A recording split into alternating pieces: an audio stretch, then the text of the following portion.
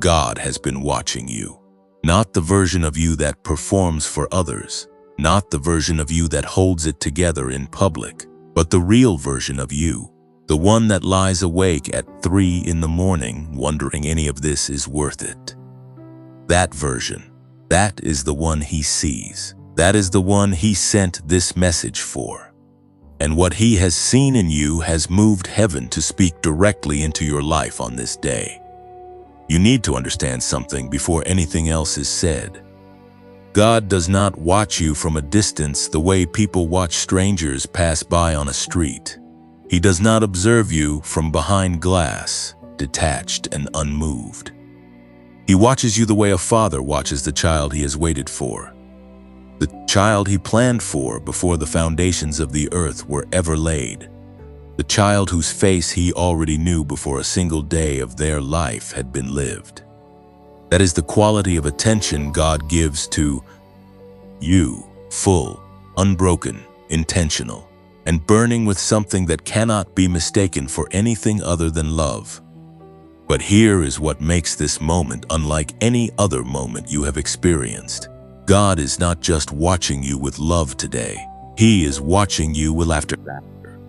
Not the kind of laughter that diminishes or mocks, not the kind that dismisses. The kind of laughter that erupts from a place of total victory.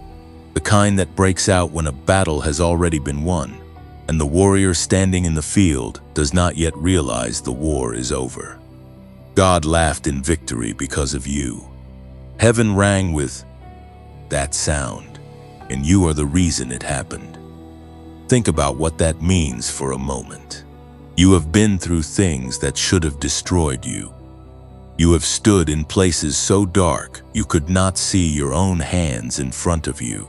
You have felt the weight of loss, of disappointment, of dreams that seemed to die before they ever had the chance to breathe. You have faced opposition so consistent, so relentless, so personal in its nature, that there were moments you genuinely questioned whether you were cursed rather than chosen. You have asked God in the silence of your own heart if He truly saw what was happening to you. And now the answer has come, not in a whisper, not in a gentle nudge, but in the sound of heaven's laughter, triumphant and full, ringing out because of your life. Chosen one, you were chosen before time began. That is not poetry. That is not a motivational phrase designed to make you feel better in a difficult season. That is a truth written into the very fabric of your existence. Before your mother knew she was carrying you, before your name was spoken by any human voice, before the circumstances of your birth were arranged, God had already set you apart. He had already written your name in a place that no enemy has access to, in a register that no failure can erase, in a book whose pages contain not just who you are, but who you are becoming and who you will be when the fullness of your purpose finally unfolds. And here is what God saw when He looked at you in all of your struggle, in all of your uncertainty, in all of your silent suffering. He did not see someone who was falling apart. He saw someone who was being built. He did not see someone who had lost. He saw someone who was winning in ways they could not yet measure. He did not see someone who had been abandoned. He saw someone who had been positioned. Because positioning and abandonment can feel identical when you are the one in the middle of it. Both can feel like silence. Both can feel like waiting. Both can feel like you have been forgotten. But one ends in loss and the other ends in laughter. And the laughter that fills heaven right now over your life is the proof that what you went through was positioning and not punishment. There is a verse from the book of Psalms that captures something of what heaven is feeling in this moment. In the second Psalm, the scripture says that God sits in the heavens and laughs at the plans of the enemy. He holds the schemes of darkness in derision. He looks at every trap set for His chosen ones, every coordinated attack against the people He has called, every strategy of confusion and delay and defeat that has been aimed at your life, and he laughs. Not because the attacks were not real. They were real. Not because the pain was not genuine. It was genuine. But because God already knew how the story ends. He already saw what you would become on the other side of every trial, and what he saw made him laugh in victory. That laugh is not directed at your enemies alone. It is directed at you in the best possible sense. It is the laugh of a father who cannot wait to show you what he has prepared. It is the laugh of a God who has been watching the whole time, who never once looked away, who caught every tear you thought fell unnoticed, who heard every prayer you prayed when your voice had already broken, and the only thing left was a groan too deep for words. He heard all of it, he kept all of it, and he used all of it. You are not here by accident. You did not stumble onto this message because the algorithm happened to place it in front of you at a random moment in an ordinary day. Heaven pressed pause on the noise around you to make sure this reached you. Because what God sees when he looks at you right now is not your past, not your wounds, not your failures, not the version of you that feels too tired to keep going. What he sees is investment. What he sees is the vessel he has been crafting through every fire, every flood, every season of darkness you were certain would consume you. What he sees is the one he chose. What he sees is the reason he laughed in victory. Type the number 777 in the comments right now if you believe that God has been watching you all along and that his eyes on your life have never been eyes of judgment, but eyes of glorious, unstoppable purpose. Type it as a declaration. Type it as an agreement with heaven. Type it as the moment you stop doubting whether you were seen and start walking in the truth that you were always, always chosen. And now that you know, he has been watching. Now that the truth of his gaze has settled into your spirit, there is something deeper that must be said about what you have been carrying. Because the weight you have felt on your shoulders throughout the hardest seasons of your life was not random, and it was not the result of weakness. Every burden that nearly broke you was already accounted for in heaven's strategy. Every moment you felt you could not take another step was a moment that heaven had already mapped, already measured, and already made provision for. You were never carrying it alone. Not for a single breath, not for a single night. Think back to the heaviest season you have ever walked through. Not the one that looks difficult from the outside, but the one that nearly ended you on the inside. The one where you kept your face composed in public, but fell apart the moment you were alone. The one where you prayed and the sky felt like iron, closed and silent and unmoved. The one where you watched other people seem to move forward with ease while you felt cemented to a place of pain that had no visible exit. Go back to that season in your memory right now, not to relive the hurt of it, but to see it with new eyes, because what you are about to understand will reframe everything that happened to you. God did not stand at a distance and observe your suffering as though it were something outside of his control. He was present in it. He was present in the silence. He was present in the nights that had no comfort. He was present in the rejection that left you questioning your own worth. He was present in the moment you lost what you had believed was yours to keep.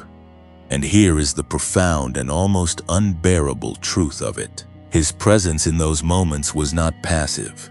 He was not simply watching to see whether you would survive. He was working. He was weaving. He was taking the very threads of your pain and integrating them into a tapestry that your eyes were not yet developed enough to see. The scripture in Romans chapter 8 verse 28 does not say that some things work together for good. It does not say that the pleasant things, the easy things, the expected blessings work together for good. It says that all things work together for good for those who love God, for those who are called according to his purpose. All things. The betrayal is in that word. The loss is in that word. The confusion is in that word. The season that made no sense is in that word. God took all of it, and He turned it into fuel for the very destiny He had already written over your name before time began. You were not just surviving those seasons. You were being fortified. Every time darkness pressed against you and you did not completely crumble, something inside you was strengthened beyond what any easy season could have produced. Every time you made the choice to get up one more morning, even when getting up felt impossible, a muscle in your spirit was being developed that would one day carry the weight of the assignment God has been preparing you for. You were not falling behind during those hard years. You were being prepared at a depth that would have been impossible without the pressure. And here is something that the enemy never wanted you to understand.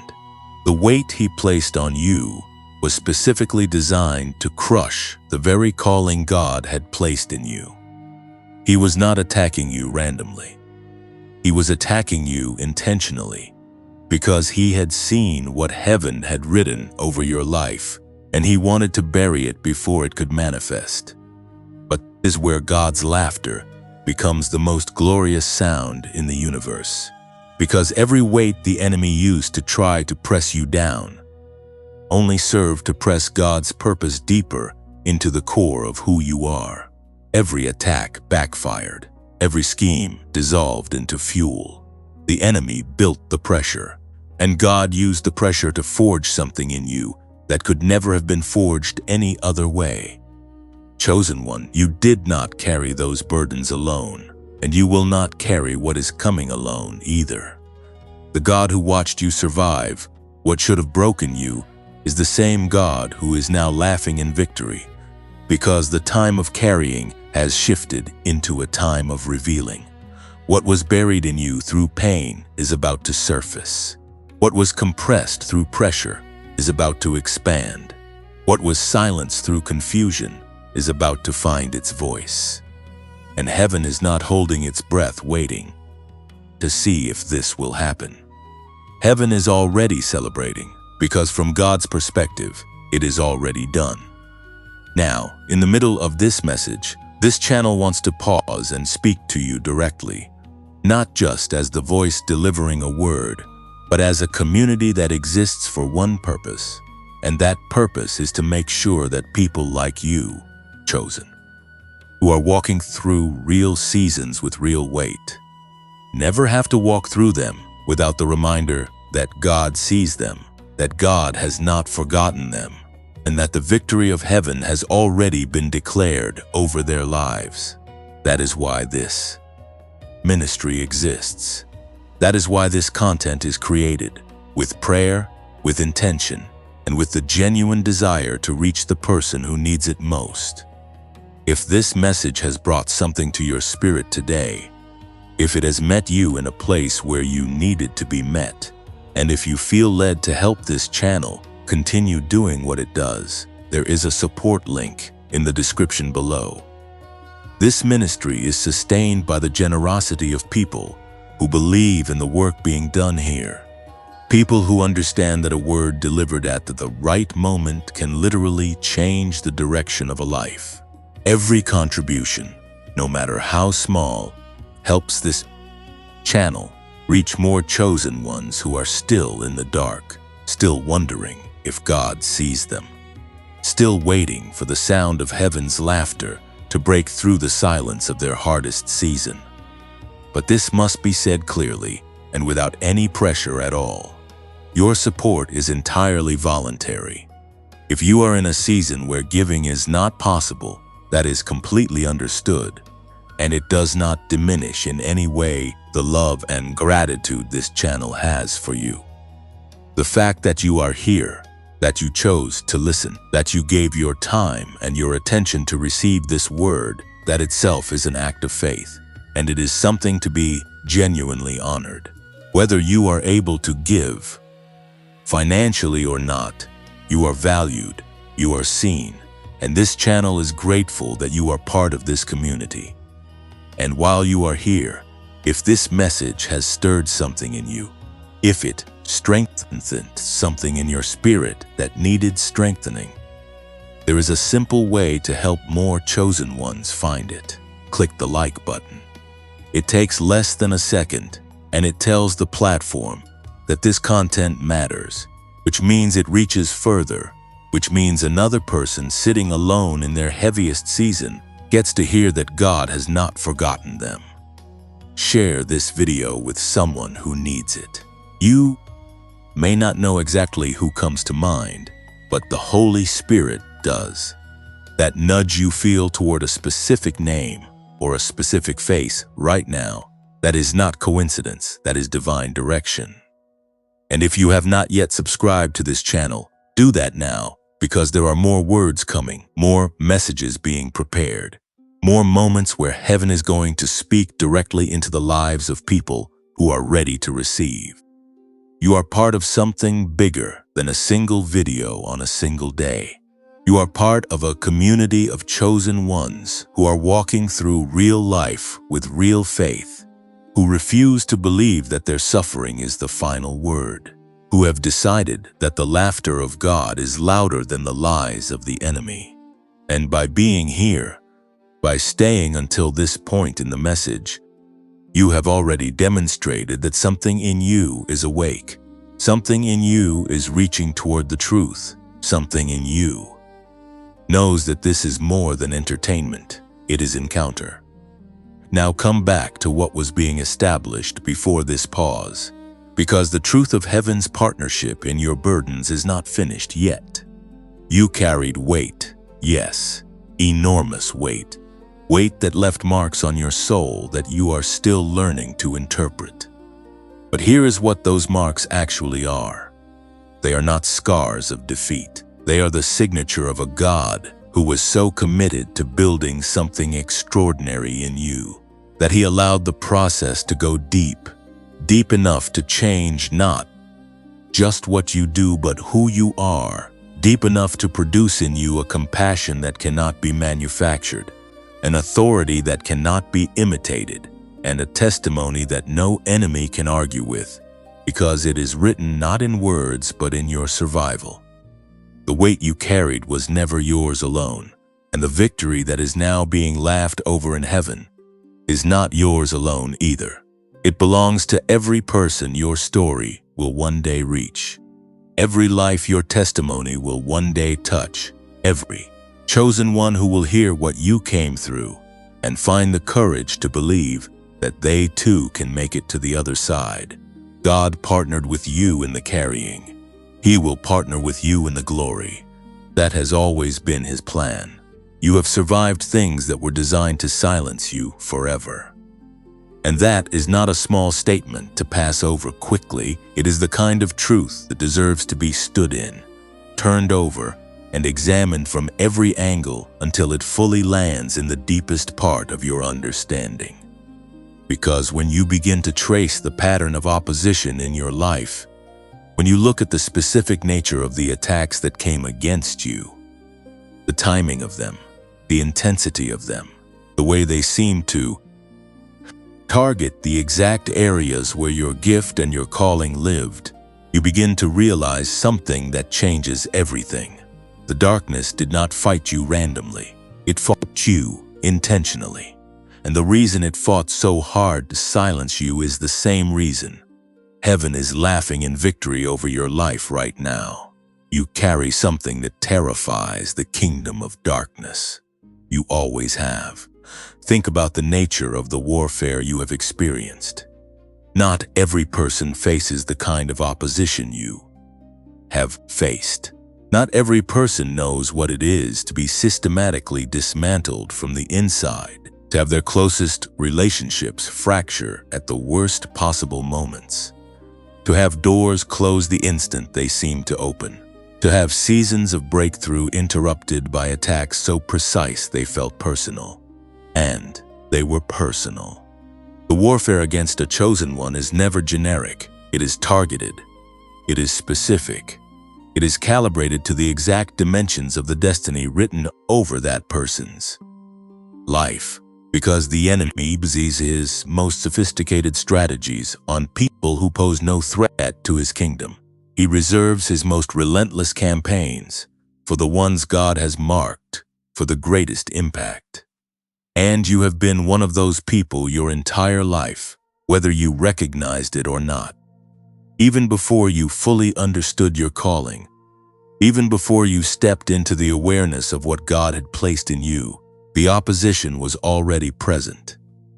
It came in your childhood in the form of circumstances that sought to wound the foundation of your identity before it could be properly established. It came in your adolescence in the form of rejection and confusion that tried to convince you that you were fundamentally flawed, that something was wrong with you, that you would never quite belong anywhere.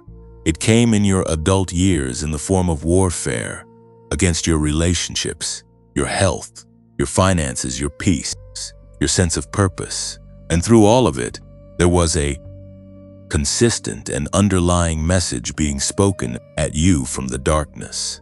The message that you should stop, that you should shrink, that you should give up on the idea that your life could ever amount to something that matters.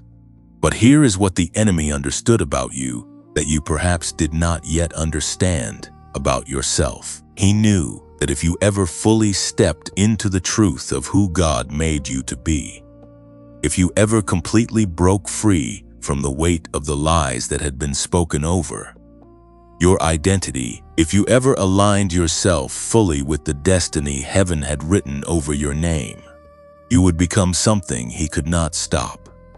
He knew that the anointing on your life, once fully activated, would disrupt his plans in ways that could not be reversed. He knew that your voice, once fully released, would reach ears that needed exactly what you carry. He knew that your testimony, once fully told, would set other chosen ones free from the same prisons that had been built to hold them. And so he fought early, he fought often, he fought hard, because the earlier he could break you, the less damage you could do to his kingdom. But he miscalculated something fundamental about your design. You were not built to be broken permanently. You were built to bend under pressure and rise with greater strength than you had before the pressure came.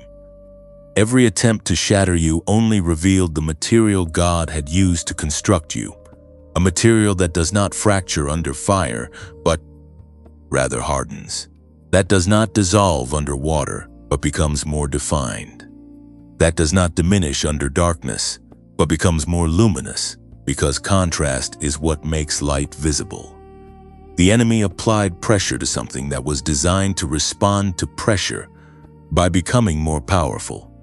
And in doing so, he became an unwitting participant in your preparation. Look at the people throughout Scripture who faced the most relentless opposition before their greatest moments of purpose. Joseph was thrown into a pit by his own brothers, sold into slavery, falsely accused and imprisoned.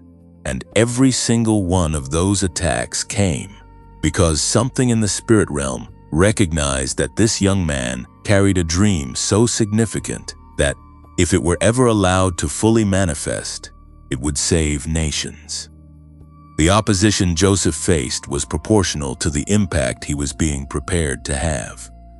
By the time he stood before Pharaoh and interpreted the dream that would position him as second in command over all of Egypt, every attack he had survived had built something in him that made him equal to the weight of what God was about to hand him.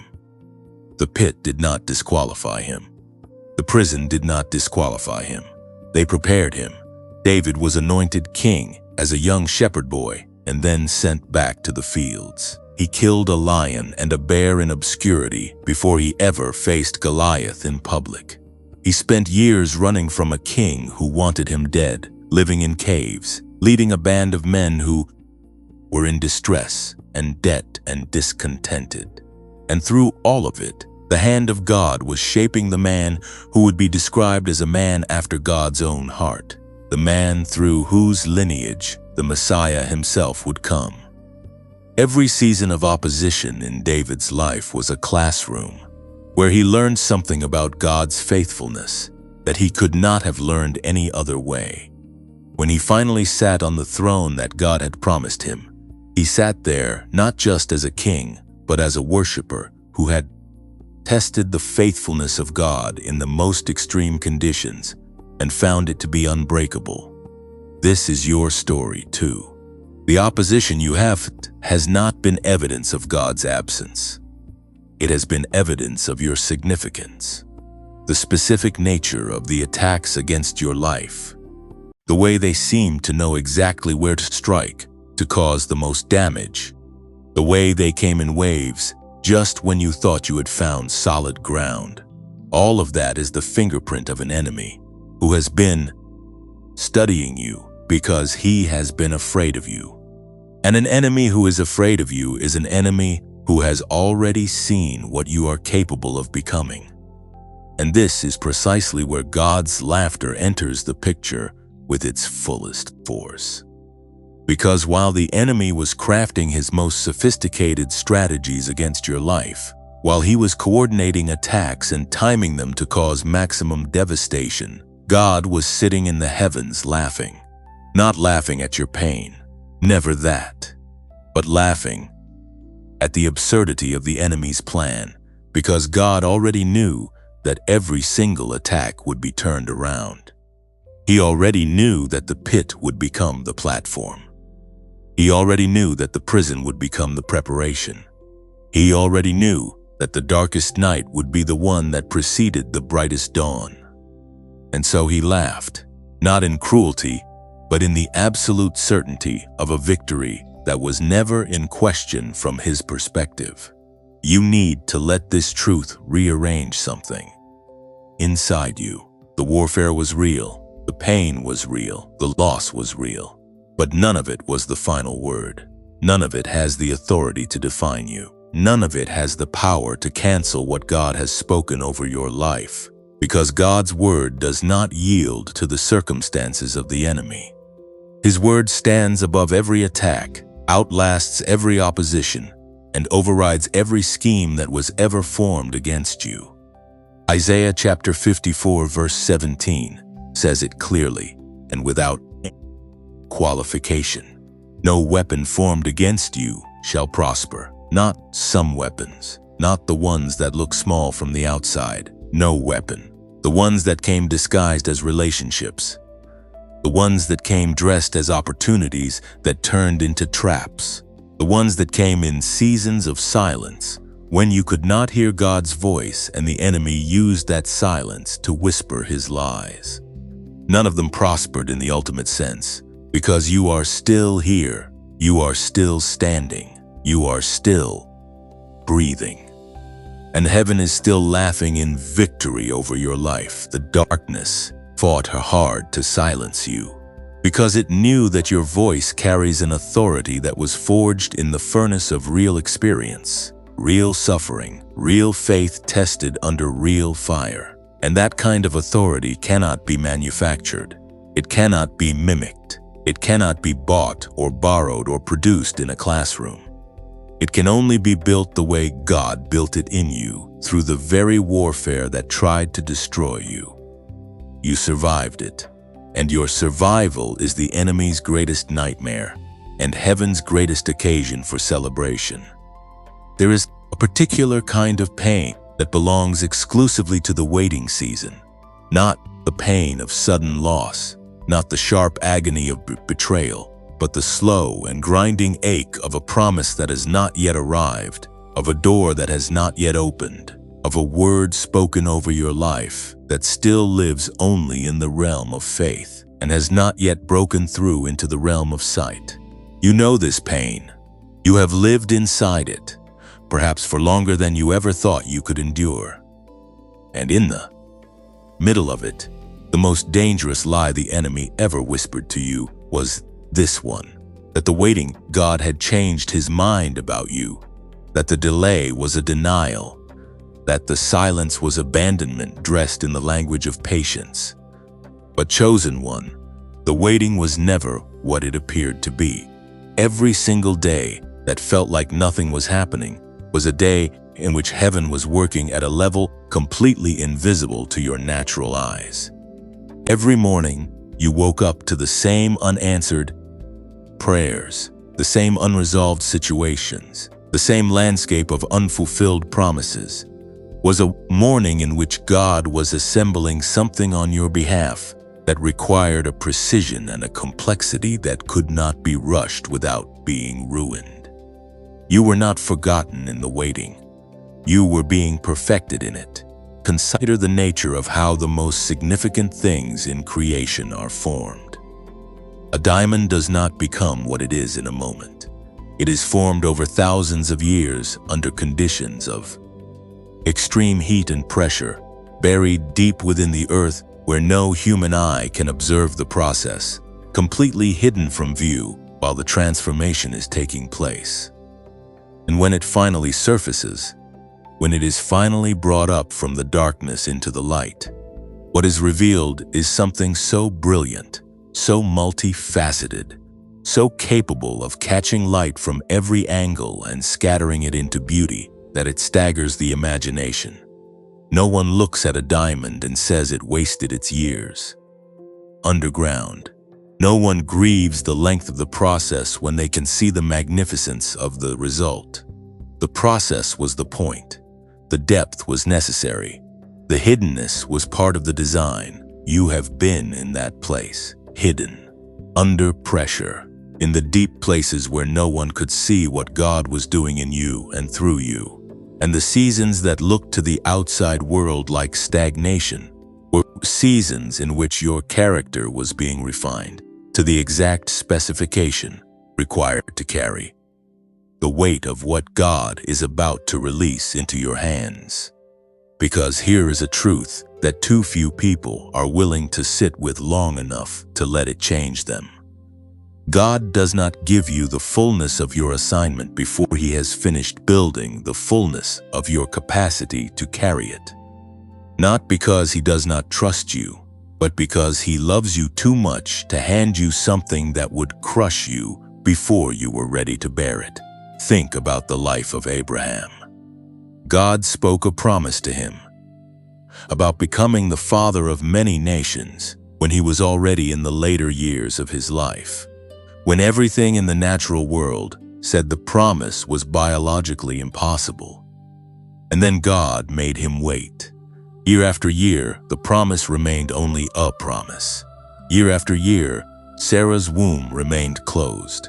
Year after year, Abraham had to make the daily choice to believe what he could not see, to hold on to a word that had no visible evidence to support it, to walk forward in faith through a landscape that gave him no confirmation that he was on the right path. And yet the scripture in Romans chapter 4 says that Abraham, against all hope, believed in hope. He did not waver through unbelief regarding the promise of God, but was strengthened in his faith and gave glory to God, being fully persuaded that God had the power to do what He had promised. The waiting did not weaken Abraham's faith. It built it. It built it to the exact strength required to father an entire lineage of people through whom the blessing of God would flow to all the nations of the earth. Your waiting season has been building something in you of equal magnitude, even if the shape of it looks entirely different. The faith that has been forged in you through years of holding on, without visible evidence, is a faith that cannot be taught in a classroom, cannot be transferred through a sermon, cannot be produced in a season of easy abundance. It is a faith that only comes from the specific experience of trusting God through the dark, of choosing belief when everything around you argued for doubt, of pressing forward when the path ahead was completely obscured. That faith is now a weapon in your hands. And God delayed the breakthrough, not because the breakthrough was in question, but because He was waiting for the weapon to be fully forged before He handed you the battle. And here is the part that should settle something permanently in your spirit. The delay was not the enemy's doing. He may have contributed pressure to the process, but the timing was always in God's hands. God is the Lord of seasons. He is not scrambling to recover from what the enemy did to your timeline. He set the timeline. He knows the day, the hour, the precise moment when what he has been assembling behind the scenes will step into full visibility in your life. And that moment is approaching with a certainty that the enemy has no power to interrupt. Because what God has determined to release into your life, no force in heaven or on earth or under the earth has the authority to withhold. The waiting was winning, even when it felt like losing, even when it felt like everyone around you was receiving while you were still reaching, even when your prayers seemed to echo back to you unanswered, and the silence of heaven felt like the most crushing sound you had ever heard. In every one of those moments, God was laughing in victory, not at your confusion, but at the beauty of what he was building in you. In the very moment you thought nothing was happening at all. Now, this channel wants to pause here for just a moment, because the message being delivered to you today, words like these, crafted with the specific intention of reaching the chosen one who is in the middle of their waiting season and needs to know that the delay is not a denial. These words take time, prayer, dedication, and the faithful support of a community that believes this kind of ministry matters. If you are someone who has found genuine value in what this channel brings to your life, if you have returned to these messages in your own waiting seasons and found something here that held you together when you felt like falling apart, then please know that there is a link in the description below where you can support the continuation of this work. This ministry is not built on pressure. There is no condemnation here, no manipulation, no suggestion that your spiritual standing is connected in any way to whether or not you give financially. God knows your season. He knows your circumstances. He knows whether this is a time when you are able to sow or a time when you yourself are waiting for the harvest. And in either case, you are fully welcomed, fully valued, and fully loved by this community simply for being here. If you can support this channel, every contribution, whatever the size, goes directly toward creating more content, reaching more chosen ones in their darkest waiting seasons, and sustaining a ministry whose only agenda is to help people encounter the faithfulness of God. And if your season does not allow for financial giving right now, then give what you can give freely and without cost. Your presence, your prayers for this ministry, your choice to share this message with one other person who might be sitting in their own waiting room, wondering if God has forgotten them. That act of generosity costs nothing, and it may be the very thing that changes another chosen one's life in ways you will only fully understand when you stand on the other side of eternity and see the ripple effect of your obedience, because that is what chosen ones do for one another. They carry the word. They pass the flame. They refuse to let the person next to them sit in darkness when they have been given something that produces light. You are not on this journey alone, and neither is anyone who encounters this channel and finds in it. The reminder that God's delays are God's designs, that the waiting seasons are winning seasons, and that the laughter of heaven over your life has never once paused during the years you spent wondering if your breakthrough would ever come. It is coming. It has been coming all along, and the waiting you have endured has made you more than ready to receive it in its fullness when it finally arrives. Before you were born, before the first breath of life entered your lungs, before your parents held you for the first time and gave you a name, there was a conversation happening in eternity that you were not yet present to hear. It was a conversation about you, about the specific shape of your purpose, about the generation you would be born into, and why that particular generation needed exactly what you carry, about the gaps in the earth that only your life could fill, about the prayers that needed to be answered through your existence. Long before you arrived in this world, heaven was already aware of you, already speaking about you, already preparing the specific assignment that only your particular combination of gifts, experiences, wounds, and revelations would be equipped to fulfill. You are not an accident of biology. You are the answer to an ancient prayer. This is a concept that requires you to expand the way you think about purpose, because most people have been conditioned to believe that their life's meaning is something they must discover, construct, or achieve through their own effort and ambition.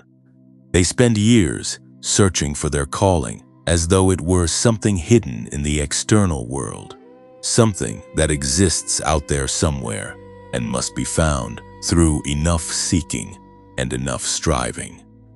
But the truth of your existence is fundamentally different from that model. Your calling was not placed outside of you, waiting to be discovered. It was placed inside of you before you were formed, woven into the very architecture of your being by a God who designed you from the beginning to be the specific answer to a specific need in a specific moment in history.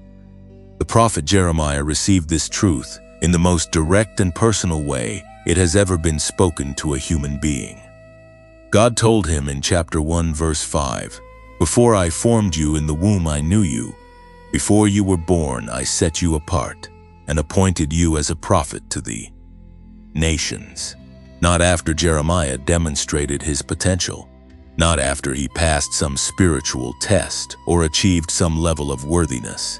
Before he was formed, before he existed in the physical sense at all, God already knew him, already set him apart, already appointed him to a purpose that would stretch beyond the boundaries of his own lifetime. The calling did not come after the person. The person came after the calling. The calling was already there, waiting for the vessel God would form to carry it. You carry the same kind of preordained appointment in your life.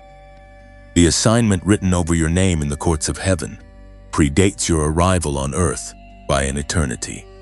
And this understanding fundamentally reframes the story of everything you have been through. Because if you were appointed before you were formed, then the seasons that shaped you were not interruptions to your calling. They were part of its construction. The family you were born into, with all its complications and all its grace, was the specific environment chosen to produce the particular dimensions of your character that your assignment would require. The culture you grew up in, the language of your heart, the perspective your life experiences gave you, all of it was deliberately woven into you because the people your life is meant to reach will recognize something in you that speaks directly to the world they live in. There are prayers that have been prayed across generations that are answered in the rising of people like you. There were mothers and fathers and grandparents who cried out to God for their lineage, for the ones who would come after them, for a breakthrough in their family line that they themselves would not live to see. There were intercessors who prayed for revival in specific communities, for light to penetrate specific regions of darkness, for God to send someone who understood the language of a particular kind of pain.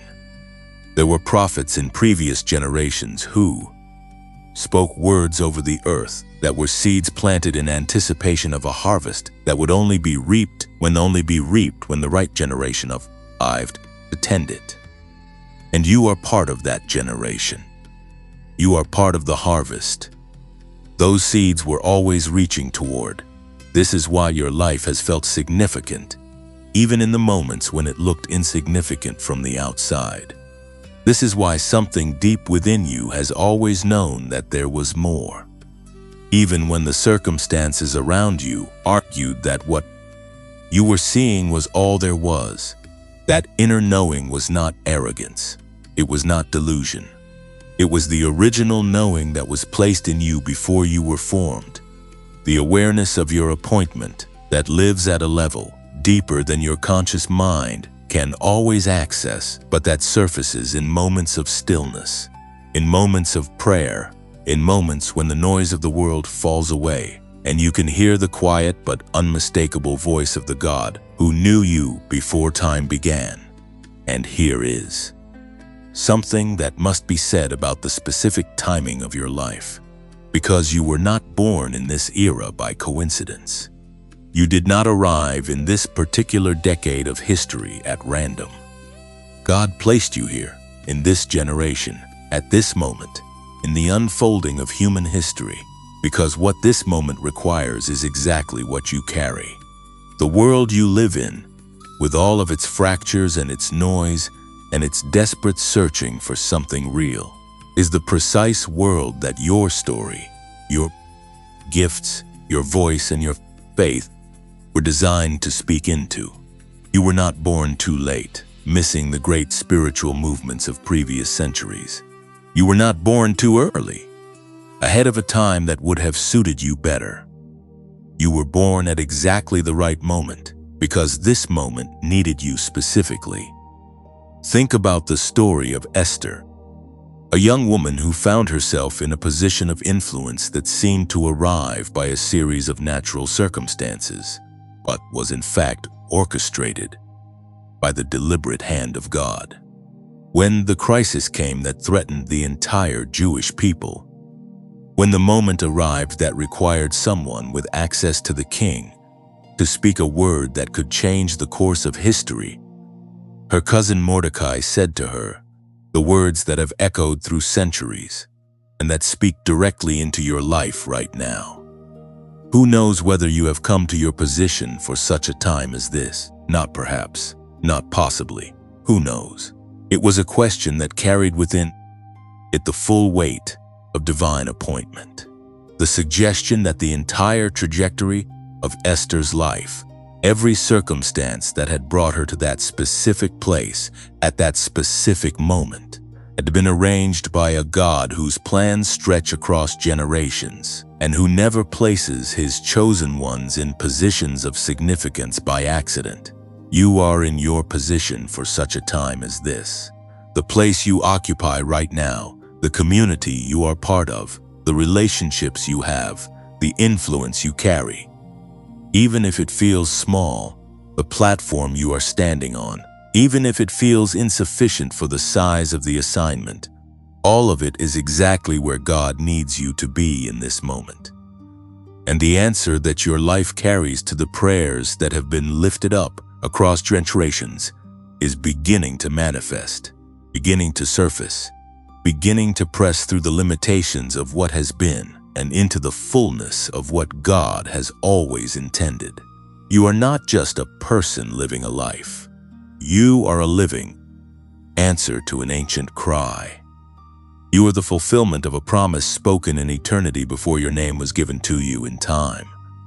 You are the one that heaven pointed to when the need was named, the one that God chose to send when the gap in the earth required filling, the one whose arrival was anticipated, not just by the people whose lives you would touch, but by the God who loved you enough to form you with precision for a purpose that was decided long before you took your first breath.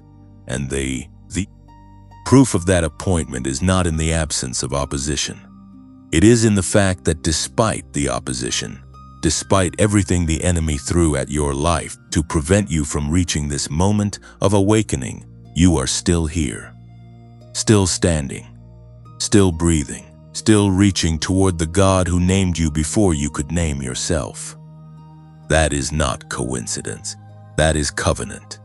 That is the faithfulness of a God who does not abandon the answer to a prayer he himself inspired, who does not allow the vessel he crafted for a specific purpose to be shattered before that purpose has been fulfilled. You are still here because your assignment is not finished. You are still here because the ancient prayer that you are the answer to has not yet been fully answered. You are still here because God is not done laughing in victory over your life, and He will not stop until every word He spoke over you in eternity has been made manifest in time. There is a sound that the enemy never anticipated. He planned for your defeat. He planned for your silence. He planned for the accumulated weight of every attack, every wound, every season of waiting and confusion and loss to eventually produce in you a permanent surrender, a final resignation from the calling that God had placed on your life. He built His strategies with precision and He executed them with patience. And for a long time it may have looked from the outside as though His plan was working. But He never planned for this. He never planned for the laughter of God. Because when God laughs in victory over your life, it is not merely an emotional expression. It is not simply the sound of divine satisfaction. It is a weapon. It is a force. It is a declaration that carries within it the full authority of the One from whose throne all power in heaven and on earth flows. When God laughs, principalities that have been stationed against your destiny are disrupted at the level of their foundation. When God laughs, the schemes that have been carefully constructed against your life begin to unravel from the inside out. When God laughs, the atmosphere around you shifts in ways that are not always immediately visible to your natural eyes, but that are absolutely real and absolutely permanent in the spirit realm. Second Psalm gives us the clearest window into this reality. It describes a scene in which the kings of the earth and the rulers of this world have gathered together in opposition to God and to His anointed ones. They have taken counsel against the Lord. They have coordinated their resistance. They have aligned their strategies and committed to the overthrow of the purposes of God in the earth. And the response of heaven to this elaborate and determined opposition is not panic. It is not a hasty regrouping of divine forces to address an unexpected challenge. The response of God is laughter. He who sits in the heavens laughs. The Lord holds derision, and then He speaks. And what He speaks is the decree of His own authority, reminding every force that has arrayed itself against His chosen ones that the outcome of this conflict was settled before the conflict ever began. This laughter is not weakness dressed in the clothing of joy. This laughter is the most powerful sound in the universe, precisely because it comes from the one being for whom there is no uncertainty, no vulnerability, no possibility of being caught off guard by any development in the natural or spiritual realm. God laughs because He sees the end from the beginning. He laughs because He watched the enemy construct elaborate traps in your life, while simultaneously knowing that every single one of those traps would be dismantled by the very power that called you into existence. He laughs because the enemy's best efforts against your life have produced results that are the exact opposite of what was intended. And He laughs because you, chosen one, are still here, still moving, still reaching, still believing, when by every calculation of the enemy you should have been finished long ago. Now, let the full weight of what this means settle into your spirit. The laughter of God has been sounding over your life this entire time. In the seasons when you heard nothing, when heavens seemed completely silent and your prayers seemed to vanish into an empty sky, God was laughing in victory. In the seasons when the enemy seemed to be winning, when the losses were piling up and the breakthrough was nowhere in sight, God was laughing in victory. In the seasons when you questioned everything, when your faith was reduced to the smallest possible expression of itself, just one more day, just one more step, just one more breath of trust, God was laughing in victory. Because the outcome was never in question from His perspective, only from yours. And this is the gift that this truth carries for you in this moment. You have been living in a story whose ending you could not see, making decisions and choosing faith in a narrative whose conclusion was hidden from your view. But God has always seen the conclusion. He has always known how this story ends for you, and what He sees when He looks at your ending from the vantage point of eternity is so glorious, so complete, so utterly triumphant that it fills Him with the kind of joy that cannot be contained in silence. It breaks out of Him in laughter, not polite laughter, not restrained, careful laughter, the full, unrestrained, victorious laughter of a God who has already seen the moment when every tear you ever shed will be understood in its full context, when every scar will be seen as a decoration rather than a damage, when every season you endured will be understood as the exact preparation required for the glory you are about to walk into. The enemy's weapons were real, but they were never final. They landed, but they did not last. They caused pain, but they did not produce the result they were sent to produce, because the God who is laughing in victory over your life was intercepting every one of those weapons at the level of their ultimate intention, allowing the pressure but neutralizing the destruction, permitting the process but protecting the person. You went through fire, but you were not consumed. You went through water, but you were not drowned. You walked through valleys so dark that you could not see the path beneath your feet, and yet here you stand on the other side of every one of them, which is itself the proof that something greater than the darkness was guiding you the whole time. Right now, in this moment of receiving this truth, this channel wants to speak something to you with complete sincerity. The work of creating messages like this one, the hours of prayer and preparation that go into crafting words that are designed not merely to entertain, but to genuinely reach into the specific place in your spirit where the enemy has been trying to establish permanent residence and displace his lies with the truth of God's laughter. That work is sustained by a community of people who believe it matters. If you are one of those people, if something in this message has touched a place in you that needed touching, if you have found in this channel a space where your faith is consistently strengthened and your identity as a chosen one is consistently affirmed, then please consider supporting this ministry through the link available in the description below. Every contribution goes toward ensuring that more chosen ones find these messages at the exact moment they need them most. It goes toward a person sitting alone at 3 in the morning who needs to hear that God is laughing in victory over their life before they make a decision they cannot undo. It goes toward a man or woman who has been in the waiting season so long they have begun to believe the waiting is the whole story, and who needs to hear that the delay is a design. If you are able to give with freedom and with joy, knowing that what you sow into this ministry is a seed planted into the lives of chosen ones you may never meet this side of eternity. And if giving financially is not where your season finds you, then be generous in the ways that cost nothing but mean everything. Click the like button on this video right now, because that single action tells the platform to carry this message further into the feeds and the searches of people who are desperate for exactly what is being said here.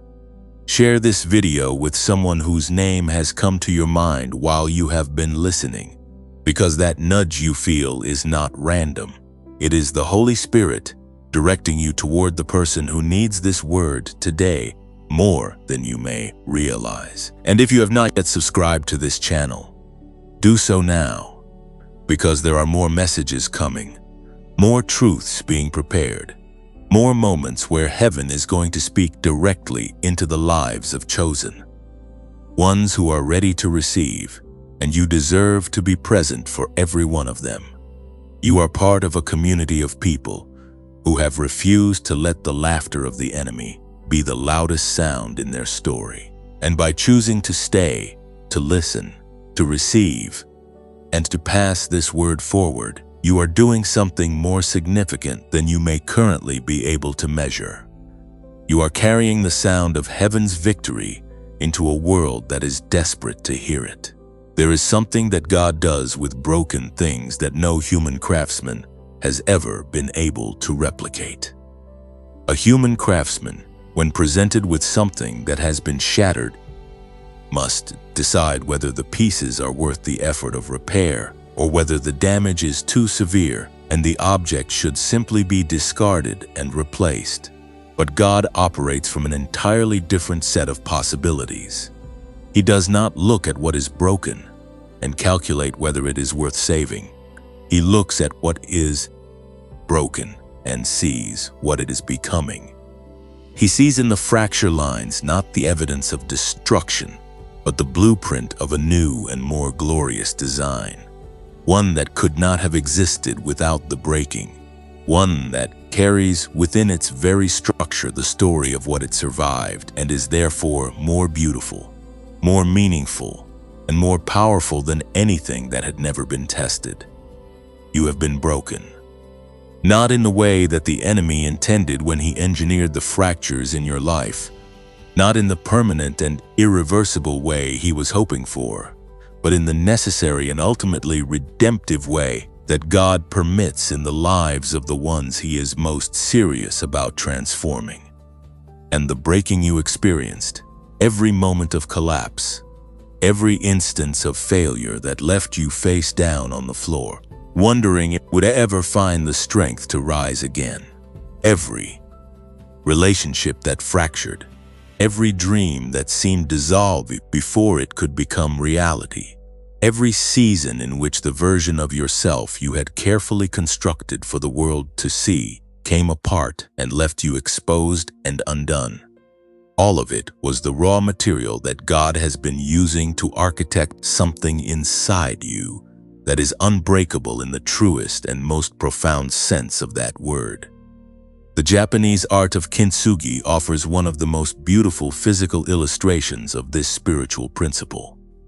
When a piece of pottery is broken, the kintsugi artist does not attempt to hide the cracks or repair the damage in a way that makes the break invisible.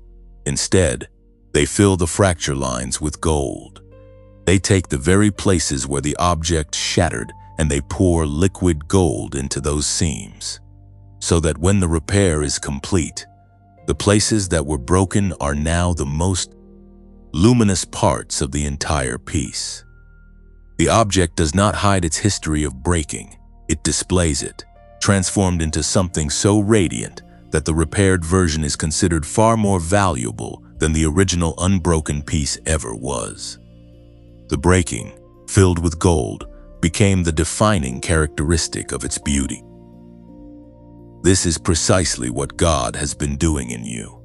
Every fracture line in your life, every place where you broke under pressure that was greater than you could bear, every crack in the foundation of your confidence and your identity and your hope, He has been filling with something more precious than gold.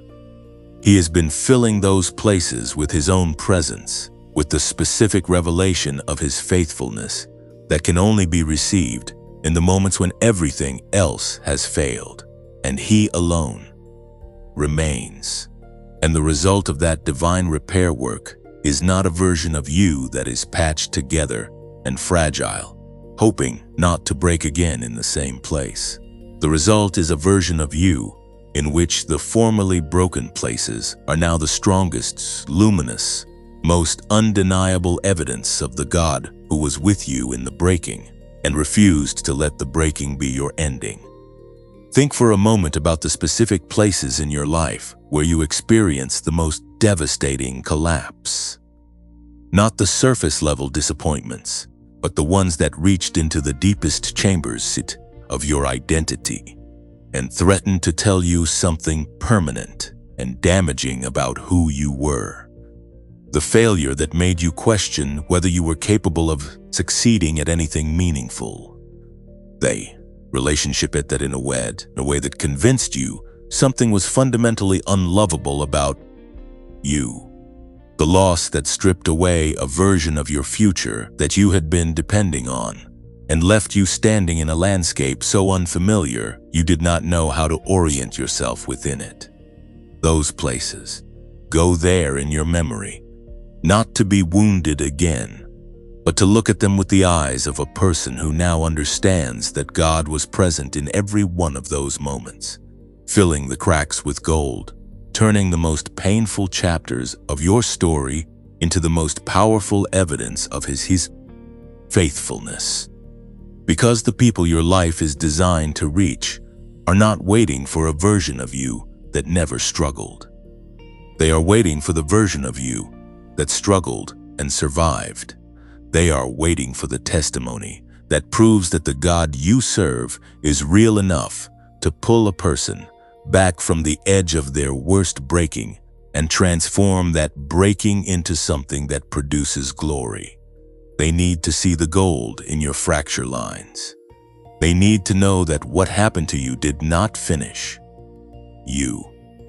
They need to understand that the very things that were meant to disqualify you from your destiny actually became the credentials that qualify you to speak into the lives of people who are standing in the middle of their own collapse and cannot yet see the other side of it. The Apostle Paul wrote to the church in Corinth in his second letter and said something that reframes the entire human experience of weakness and brokenness in the light of divine purpose. He said that God has chosen to put His treasure in jars of clay, in fragile, ordinary, breakable vessels, so that the surpassing power would be seen to belong to God and not to the vessel itself. And then he described what it means to carry that treasure in a breakable vessel. He said that he was hard-pressed on every side, but not crushed, perplexed, but not in despair, persecuted, but not abandoned, struck down, but not destroyed. He was describing a life that had been through breaking after breaking after breaking. And yet, in every instance, the breaking was not the final word. The treasure inside the clay jar was what ultimately defined the story, not the fragility of the vessel that carried it. You are a jar of clay that carries an extraordinary treasure, and the breaking you have experienced was not evidence that the treasure was lost. It was evidence that the treasure was real enough and significant enough to be worth attacking. The enemy does not send his most sophisticated weapons against empty vessels. He reserves them for the ones that carry something that threatens his kingdom. And the fact that you have been broken in the ways you have been broken is itself a testimony to the reality and the significance of what God placed inside you when He formed you for His purpose.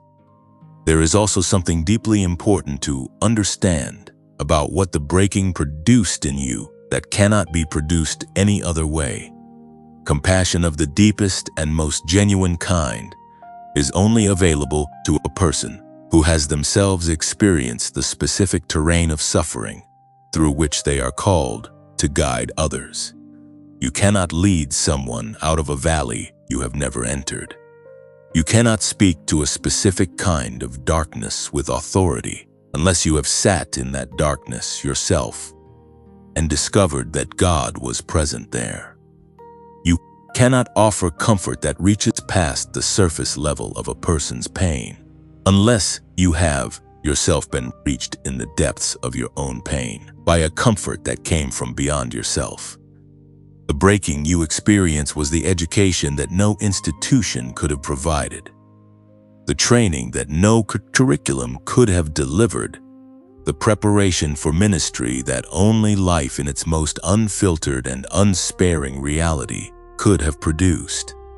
And God took all of it, every fracture, every collapse, every moment of devastation that the enemy meant as a termination of your purpose, and He turned it into the blueprint of your glory. He looked at the pieces of what had been broken in your life, and he did not see debris.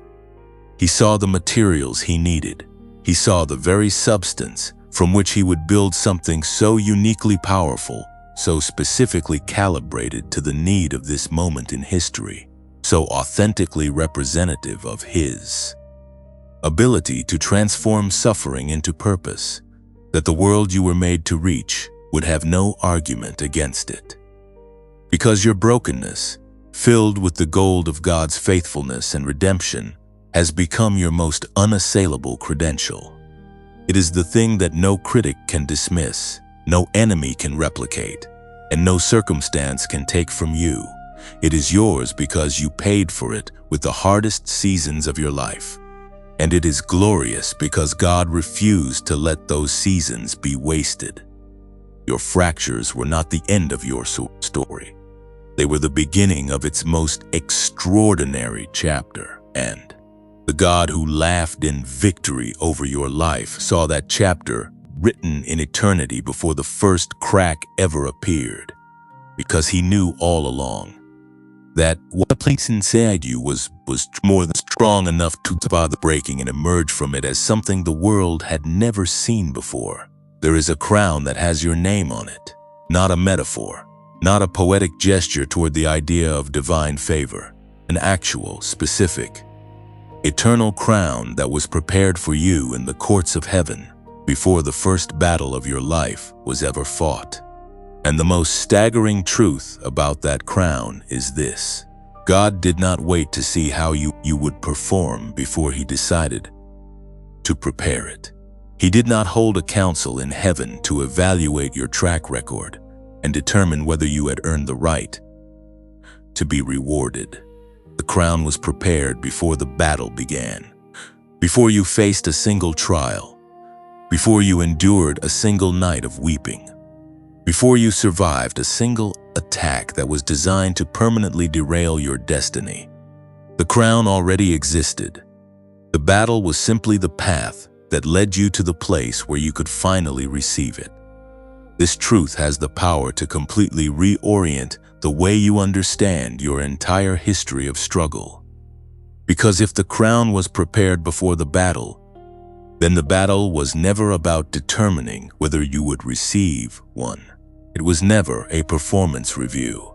It was never an audition to see whether you were worthy of what God had already decided to give you. The battle was always about the journey, about what would be built in you along the path from where you started to where God always intended for you to arrive.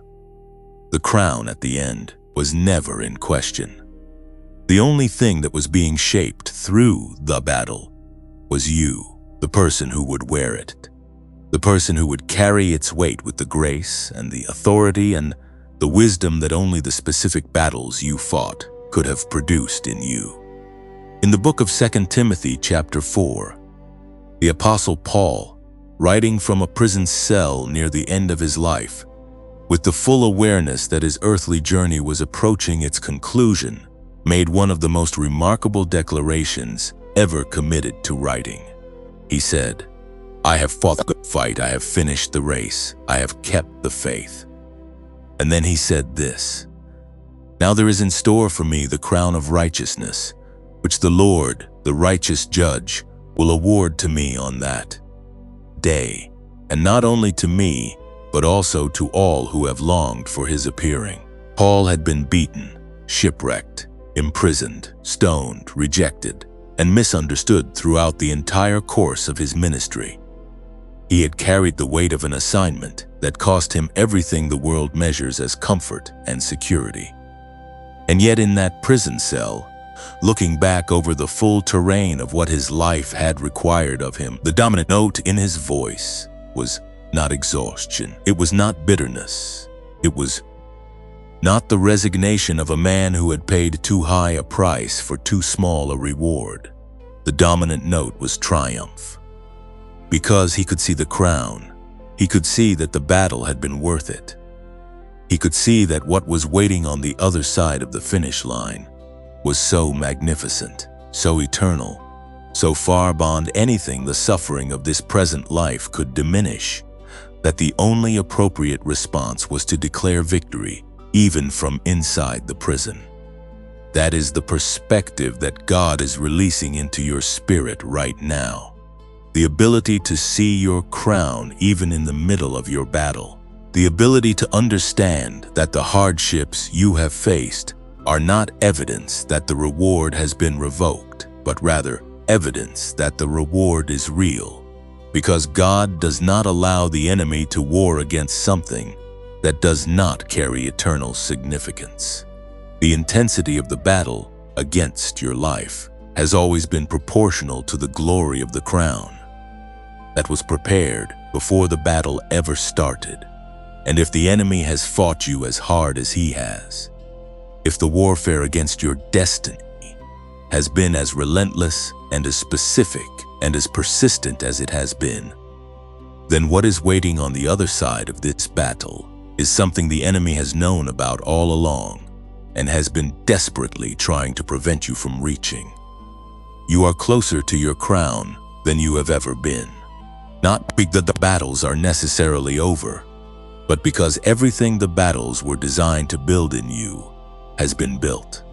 The character, the compassion, the unshakable faith, the authority that comes from having survived what should have destroyed you, the wisdom that comes from having navigated what was too complex and too painful to navigate in your own strength. All of it has been formed. All of it has been completed to the exact specification required. And the God who prepared your crown in eternity is now looking at the person you have become through the battles you have fought.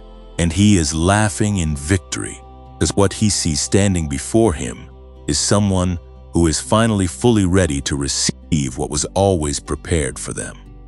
Right now, if something in your spirit has recognized itself in these words, if something in you has said yes to this truth, if you feel the stirring of a faith that has been waiting to be confirmed, then respond to that stirring. Type the words "I am ready" in the comments below. Just those 3 words. I am ready. Let it be your declaration to heaven that you are no longer waiting for permission to believe in the crown that was prepared for you. Let it be your agreement with the laughter of God over your life. Let it be the moment you choose to stop defining yourself by the battles you have been in and start defining yourself by the crown you were created to wear. And to the community that makes this channel possible, this moment feels like exactly the right time to say something from the heart. The words you have just received were not produced quickly or carelessly. Every message on this channel is created with the specific intention of reaching the chosen one who is in the middle of the hardest season of their life and needs to know that the crown is still there, that God has not changed his mind, that the battle is not a disqualification but a preparation. That work takes time, takes prayer, takes consistent dedication, and it is sustained by the generous hearts of people who believe that this kind of ministry deserves to continue reaching further. If this channel has been a place where your faith has been strengthened, where you have found the courage to keep going in seasons when stopping felt easier, then please consider supporting this work through the link in the description below. Every contribution, whatever its size, is an investment in the next chosen one who finds this message at the exact moment they need it most. And if financial giving is not something your current season allows, then know that you are still contributing something invaluable simply by being part of this community.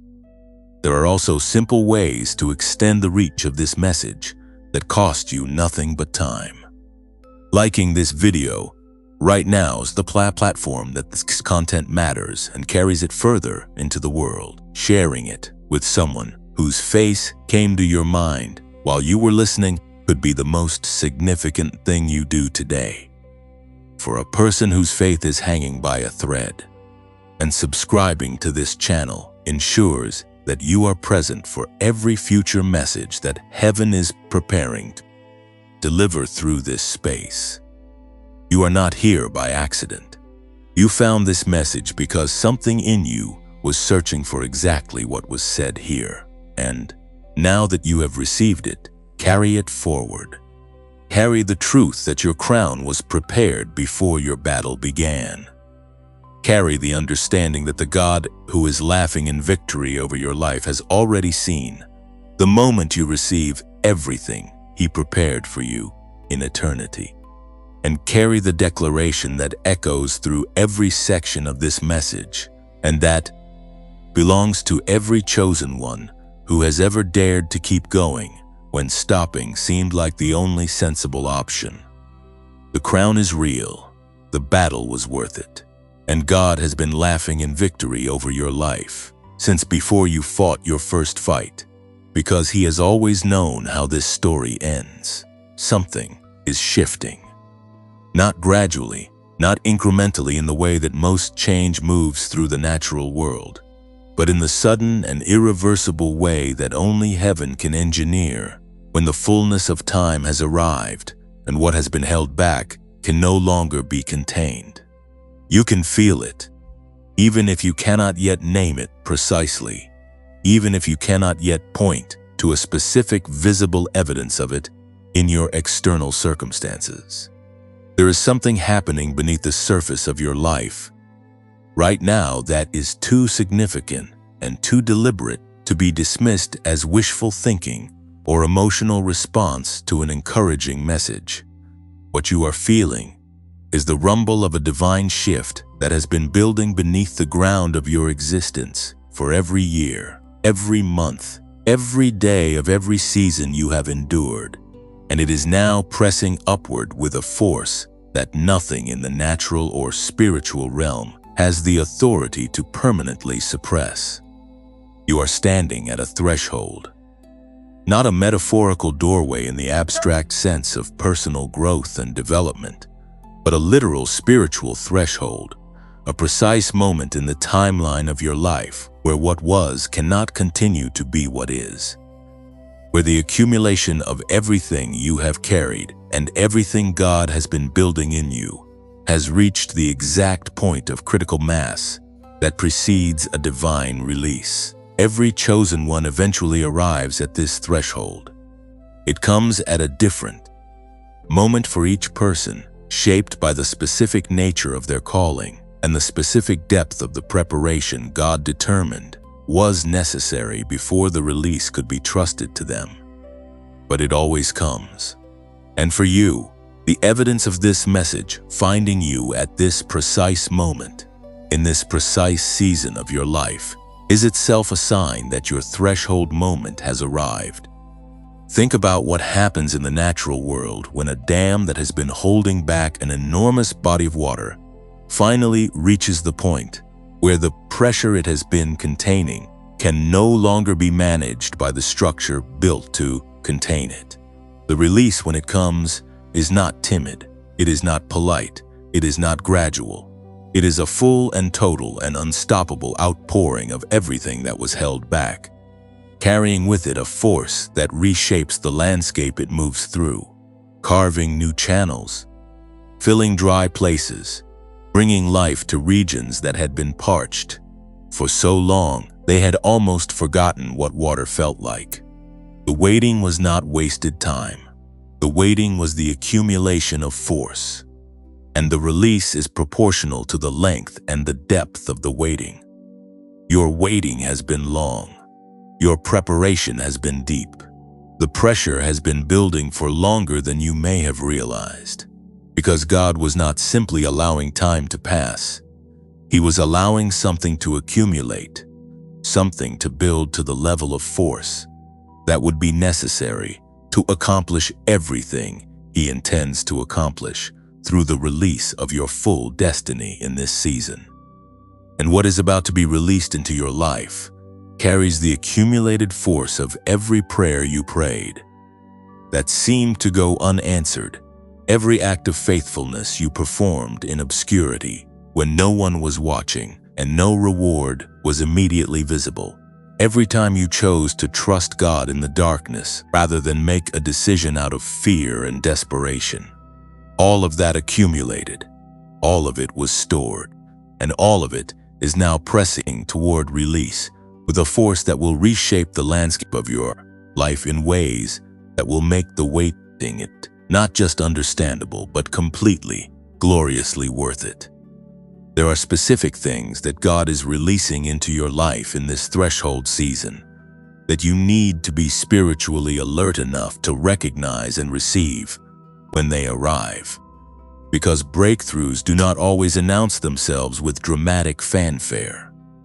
Sometimes they arrive in the form of an unexpected conversation that opens a door you had stopped believing would ever open. Sometimes they arrive in the form of a sudden clarity about a direction you had been uncertain about for years.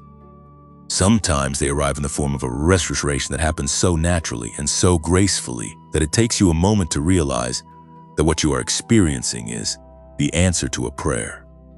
You prayed. You prayed so long ago you had almost forgotten the words of it. Be awake. Be present. Be spiritually attentive in this season, because heaven is moving on your behalf with a precision and an intentionality that deserves to be met with an equivalent alertness on your part. The prophet Isaiah spoke to a people who had been through an extended season of devastation and waiting when he recorded the words of God in chapter 43. God said to them, "Forget the former things. Do not dwell on the past. See, I am doing a new thing. Now it springs up. Do you not perceive it? I am making a way in the wilderness and streams in the wasteland." That phrase, "now it springs up," carries within it the urgency and the immediacy of a divine shift that is not in some distant future, but is happening in the present moment of the people receiving the word. God was telling them that the new thing was not coming eventually. It was springing up now, in the middle of what still looked like wilderness, in the middle of what still looked like wasteland. The new thing was already emerging, and the only question was whether they had the spiritual perception to see it before it became obvious to everyone. Do you perceive it? That is the question God is asking you right now. In the middle of what may still look like the same landscape you have been standing in the middle of circumstances that have not yet fully shifted in the visible realm, do you perceive the new thing that is springing up? Do you have the spiritual sensitivity to recognize that the ground beneath your feet is no longer the same ground it was, that something has changed at the level of the root, that what is about to emerge into full visibility has already broken through in the spiritual realm and is making its way into the natural with a momentum that cannot be reversed? This is the moment where faith does something specific and important. It reaches into the space between what is and what is coming, and it chooses to respond to what is coming as though it were already present. Not denial of current reality, but the deliberate decision to give the Word of God more authority over your posture and your expectation than the current appearance of your circumstances. Abraham did this when he believed God for a son when his body was as good as dead. David did this when he worshipped as king while he was still running from Saul. Esther did this when she walked toward the throne room without certainty of her reception. They all made the decision to inhabit the reality of God's promise before that promise had fully manifested in the visible world, and their faith became the bridge between the promise and its fulfillment. Your faith right now is that bridge. The decision you make in this moment to believe that you are standing at the threshold of your greatest divine shift, to believe that everything God has been building in you through every season of preparation and waiting and warfare is now fully ready to be released into its purpose, to believe that the laughter of God over your life is the sound of a victory that is already accomplished in the eternal realm, and is now pressing into the temporal one.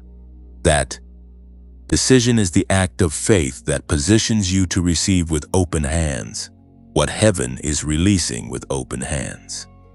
The shift is not coming for a version of you that still needs to earn it.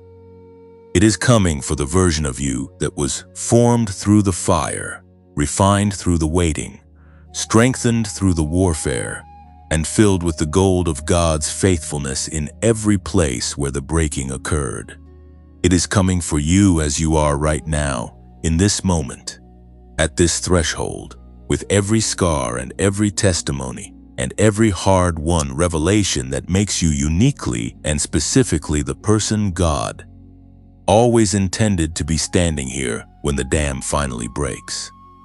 Stand ready, stand open, stand in the certainty that the God who has been laughing in victory over your life since before you drew your first breath is now laughing with the specific and joyful anticipation of what He is about to do through you, in you, and for you in this season that you have been walking toward your entire life without always knowing that this was where you were headed. You have made it here, not just to this final section of this setup, but to this moment in your life, to this precise point in your story, where everything that has been spoken over the previous sections of this word is now converging into a single and irrefutable declaration over your existence. You walked through the revelation of God's watchful gaze. You walked through the truth of the burdens you never carried alone. You walked through the understanding of why darkness fought so hard to silence you. You walked through the reality of what your waiting seasons were actually building. You walked through the ancient prayers that your life was sent to answer. You walked through the laughter of God as a weapon against every enemy that was formed against you. You walked through the glory that was built from your brokenness. You walked through the crown that was prepared before your battle ever began. You walked through the threshold of your divine shift, and now you are standing here at the end of a word that was never really about information. It was about activation. It was about the moment a chosen one stops living in the shadow of what they survived and steps fully into the light of what they were always created to become. God has been laughing in victory because of you this entire time. Not because your life has been without pain, not because your journey has been without cost, but because He has always seen what you were becoming, and what He saw was so magnificent, so aligned with the original design He crafted in eternity before time began, so reflective of the fullness of His own glory, expressed through a human life that refused to be permanently broken, that the only appropriate response from the throne of heaven was laughter. Not laughter that diminishes, not laughter that overlooks the reality of what you suffered, but the deep, uncontainable, victorious laughter of a father who cannot wait for his child to finally see what he has already been seeing all along. And what does it mean for you to walk forward from this moment carrying this truth? It means that you stop apologizing for the space you occupy. It means that you stop shrinking yourself to make room for people and systems and voices that were never meant to define your ceiling. It means that you stop treating your history of survival as a source of shame and start recognizing it for what it has always been, the most powerful credential you carry into every room God opens for you. It means that when the enemy comes again, because he will come again, you face him from a completely different position than the one you have been standing in. You face him as someone who knows that the laughter of God has already declared the outcome. You face him as someone who has read the last page of the story and knows how it ends. You face him as a chosen one who has been through the fire and come out not smelling of smoke, but carrying the scent of something that was refined and not destroyed. Walk forward with your head lifted. Walk forward with the full awareness that every step you take from this moment is underwritten by the joy of the Lord, which the scripture in Nehemiah chapter 8, verse 10 declares to be your strength. Not the strength you manufacture through effort and discipline, though those things have their place, but the strength that flows from a deep, settled, unshakable joy that is rooted not in your circumstances, but in the certainty of God's victory over every circumstance that has ever opposed you.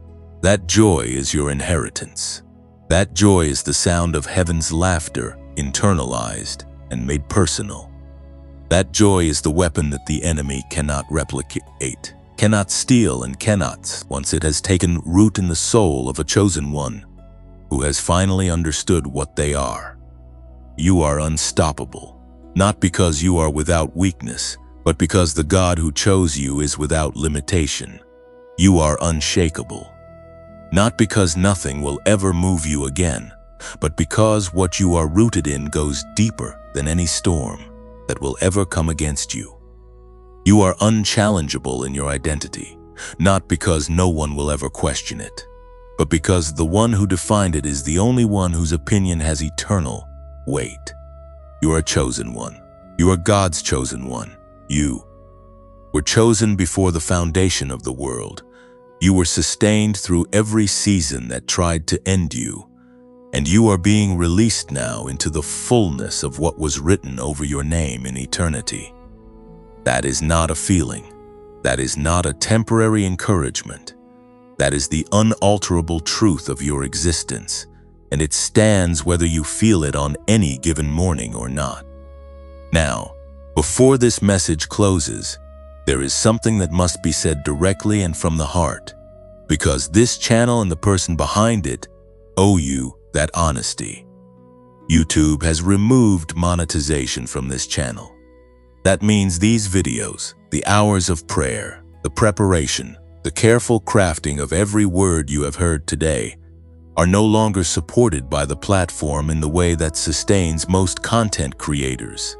But the decision was made to keep going anyway, not because of financial strategy, not because of algorithm calculations, but because of you. Because of the person who finds these messages at 3 in the morning when they are one decision away from giving up.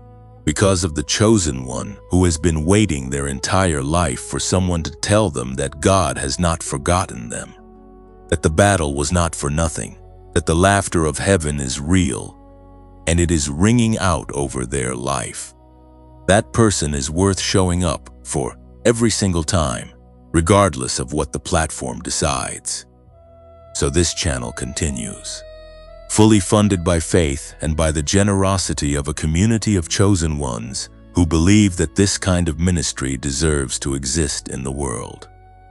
If you have been blessed by this message today, if something that was said here reached into a place in you that needed reaching, if you have found in this channel a consistent source of spiritual strength and identity affirmation that has helped you hold on through your hardest seasons, then please consider becoming part of what keeps this work alive. The link to support this ministry is in the description below and in the pinned comment. Every contribution, no matter the size, goes directly toward the continuation of this work, toward the creation of more messages like this one, toward the reach that ensures more chosen ones find this content at the exact moment they need it most. There is no pressure here. There is no spiritual manipulation. There is only a genuine and humble request from a ministry that is operating entirely out of calling and entirely for the people who need it, asking whether you would like to partner with what God is doing through this space. If your season allows you to give freely and joyfully, knowing that what you sow here is a seed planted into the lives of chosen ones you may never meet, but whose stories are being changed by the words you make possible. And if your season does not allow for financial giving, that is completely understood, and you are no less valued. no less welcomed and no less loved by this community simply for being here. Your presence is a gift. Your faithfulness in returning to receive these words is a form of partnership that this channel honors deeply. And whether you give or not, there are other ways to carry this forward that cost nothing but mean everything. If this message stirred something real in you today, press the like button right now. That single action extends the reach of this word into the feeds of chosen ones who are still searching for it.